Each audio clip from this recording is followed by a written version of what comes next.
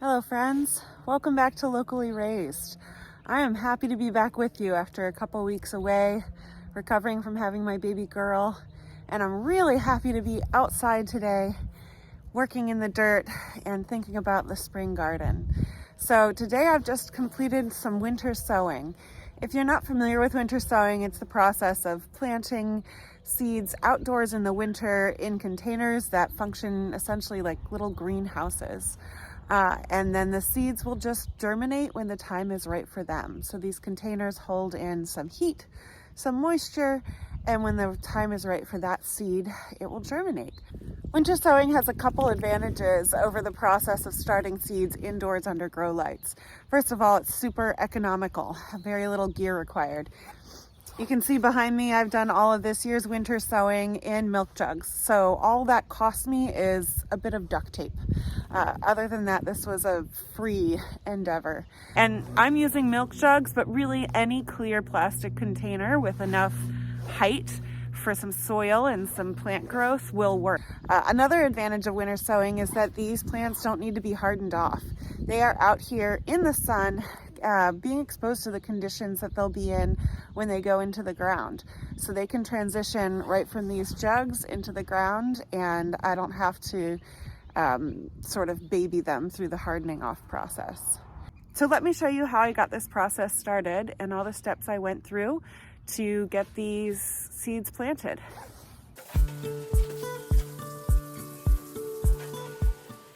I started off with rinsing each jug.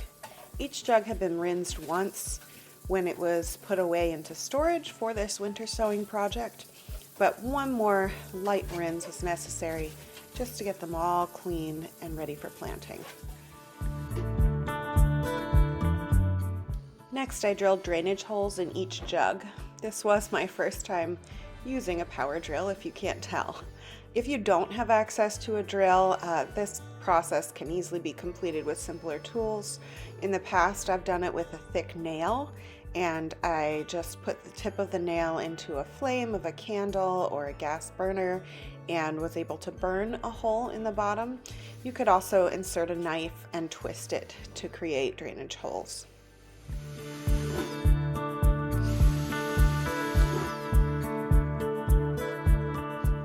Finally, I cut open each jug.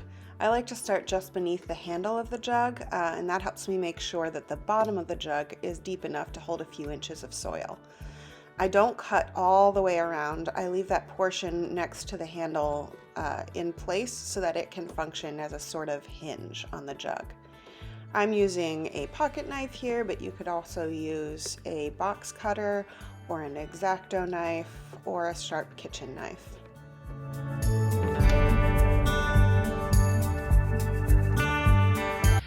All right, all my milk jugs are prepared now. They've all been rinsed, and I've cut drainage holes in the bottom and cut them open with a little hinge around the handle so that I can keep the tops and bottoms together.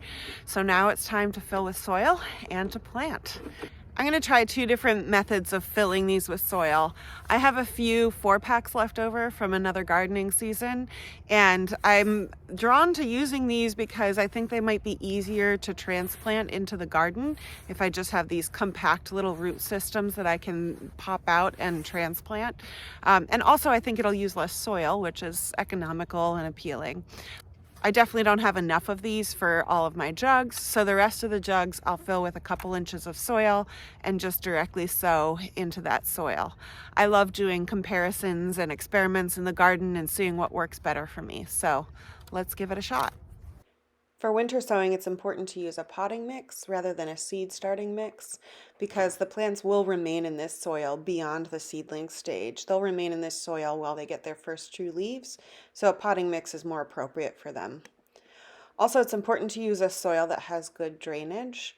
Those little jugs will tend to hold in moisture. That's part of their benefit, but things will get moldy if your soil doesn't drain well. So look for a soil that includes perlite or coconut coir or peat moss. This little pack just fits perfectly in here. I think I'm gonna like this system. I'll probably save more of these if I buy some starts this season.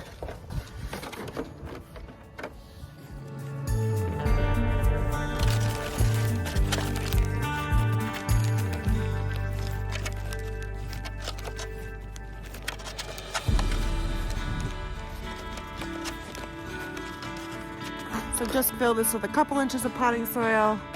2 to 3 inches should be good.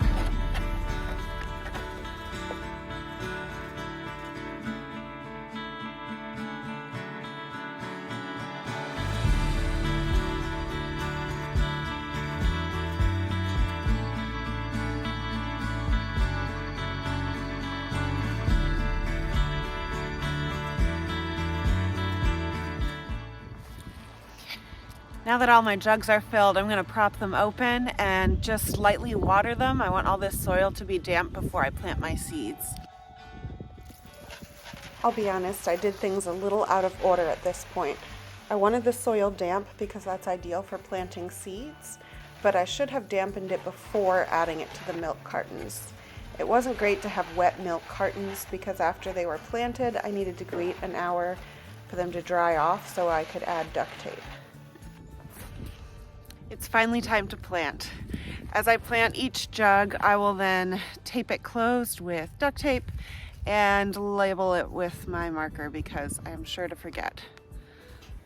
Today I'm going to be planting butter crunch lettuce and romaine lettuce, Swiss chard, and then some beautiful colorful blends of carrots, carnival blend, and a gourmet blend of beets. I really just like novel colors and colorful blends.